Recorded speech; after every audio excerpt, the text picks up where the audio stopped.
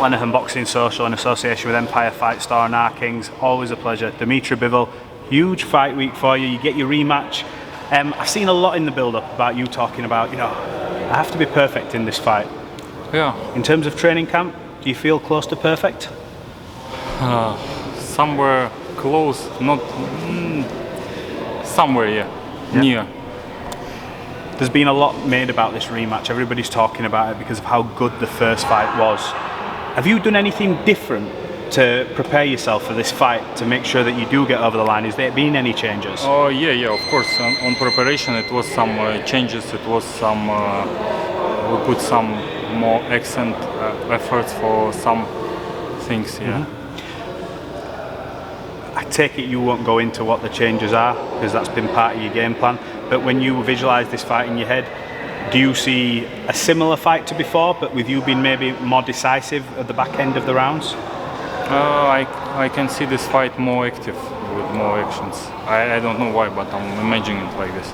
Do you believe you have it in your power to force a stoppage in this fight? Obviously, Artur Beterbiev, when he decided to trade with you, a lot of people said you got the better of him in them exchanges. Do you think we're going to see that it's going to be more of a war this time out?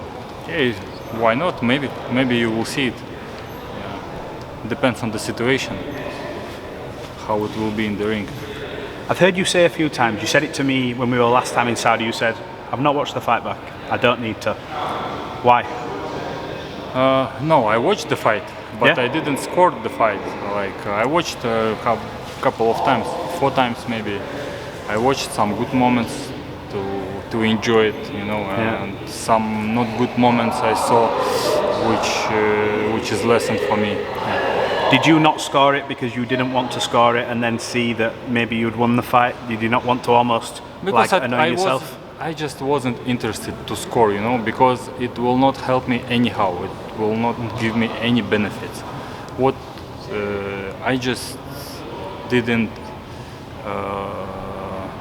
do it because I needed to take some lessons from this fight and move forward.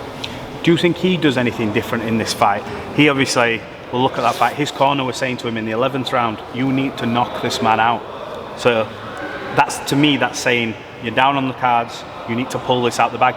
Do you anticipate him being more aggressive from the get-go? Yeah, well, probably he could be more aggressive from the beginning maybe. I don't know, I'm just expecting that he will be better on all positions.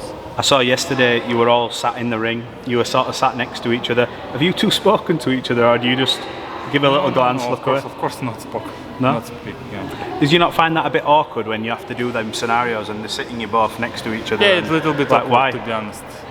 I don't know, it's just a little bit awkward,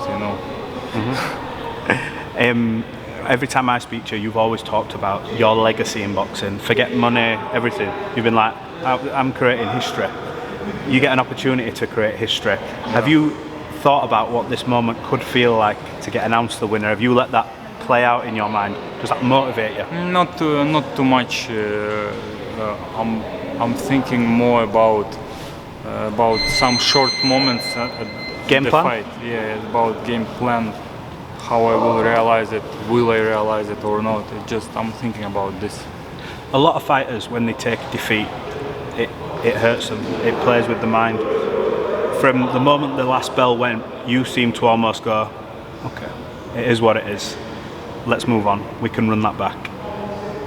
Why? How come you're triggered that way? You weren't emotional after the fight. You were obviously disappointed. I think because I didn't lose very hard, and I had plan also for the future. I knew that I could get something else. It's not something done. I wasn't destroyed. Yes. And I thought also that what's happening, it's not just without the reason. It's some reason and it's some lesson for me. How good of a story would this be for you to sort of, everyone has their moments in the career where up to that point you were undefeated. Now you have this moment to go, a setback, bounce back. Are you excited to add this as part of your story? I don't think about this romantic stuff, No? No, you must do a little bit.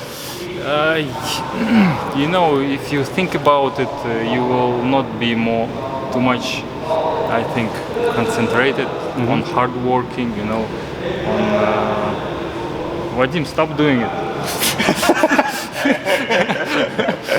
We won't show what Malik's doing. But yeah.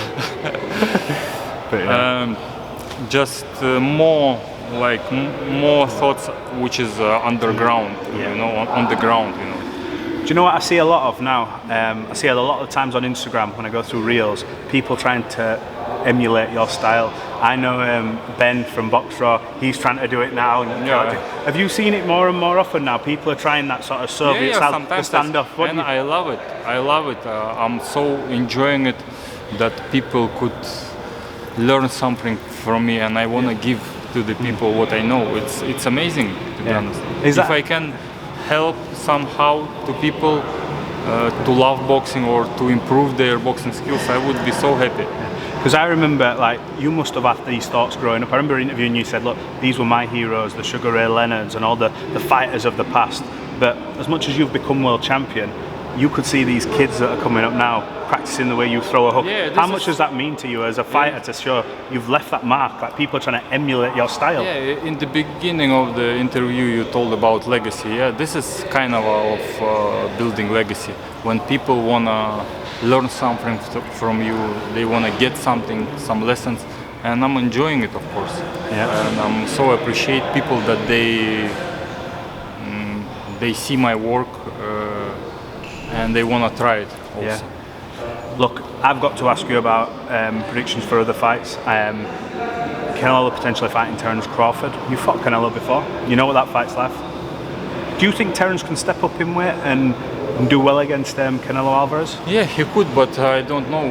Will he get used to guys with this weight class? I don't know. But he has good skills. He has good size also. He just needs to get used to the power of super middleweight and defense like Canelo has. Yeah. The last one from me. Do you think, touch wood, everything goes right for you, you win the fight? Do we see a third? Do we see a trilogy? We will see after the fight. We will talk about. We have different options, and we have this good fight, and I need to be focused on the fight. Absolutely. Dmitry Bivol, look, we've come to the Mike Tyson Boxing Club. You've done a lot of interviews today, so I said we'd do it later on. Yeah. And you stuck, you're a man of your word and did it, so I appreciate that. All the best for Saturday. Thank you so much.